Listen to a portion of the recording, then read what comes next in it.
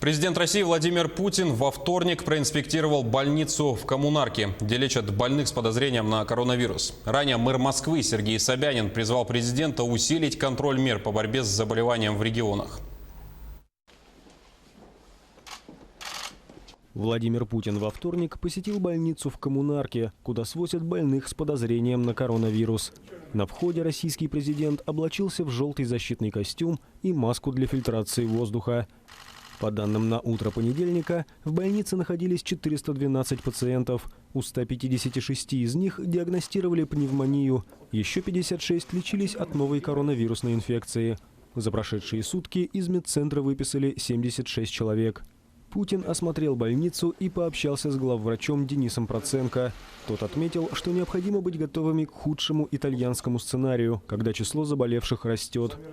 По словам Дмитрия Пескова, решение посетить Коммунарку президент принял на совещании в Новоогарево с участием вице-премьера Татьяны Голиковой, министра здравоохранения Михаила Мурашко и мэра Москвы Сергея Собянина.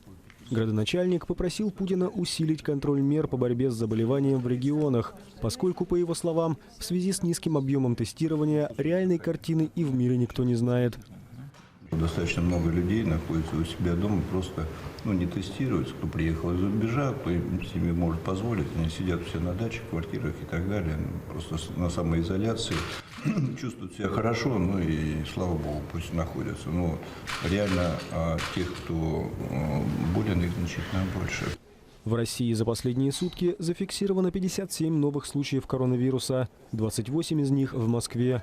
В общей сложности по стране насчитывается 495 заболевших.